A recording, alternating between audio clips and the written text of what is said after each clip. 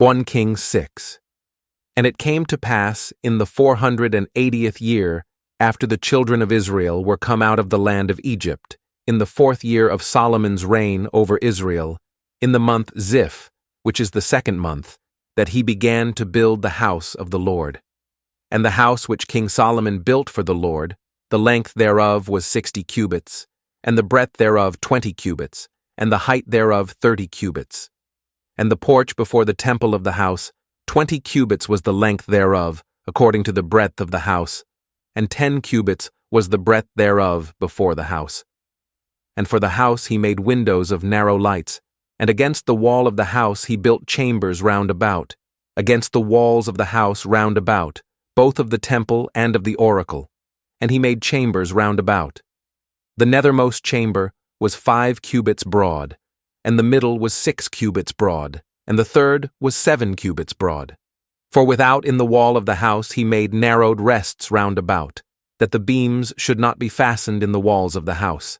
And the house, when it was in building, was built of stone made ready before it was brought thither, so that there was neither hammer nor axe nor any tool of iron heard in the house while it was in building.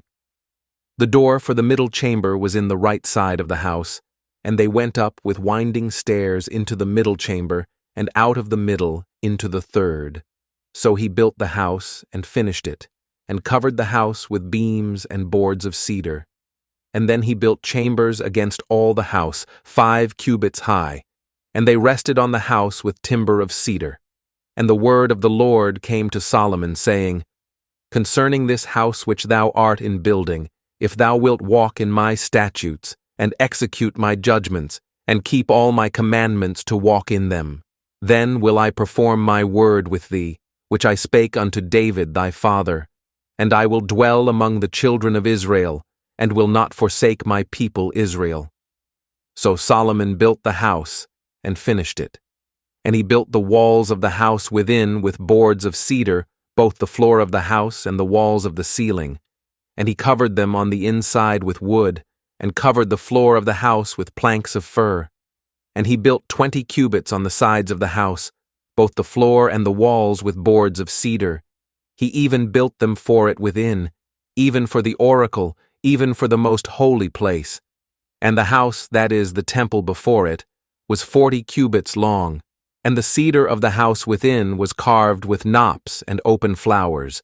All was cedar, there was no stone seen. And the oracle he prepared in the house within, to set there the ark of the covenant of the Lord. And the oracle in the forepart was 20 cubits in length, and 20 cubits in breadth, and 20 cubits in the height thereof, and he overlaid it with pure gold, and so covered the altar which was of cedar.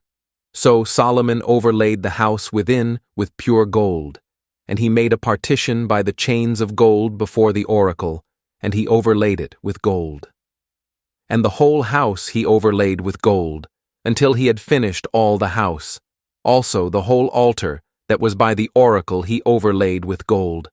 And within the oracle he made 2 cherubims of olive tree, each 10 cubits high. And 5 cubits was the one wing of the cherub, and 5 cubits the other wing of the cherub. From the uttermost part of the one wing unto the uttermost part of the other were 10 cubits, and the other cherub was 10 cubits.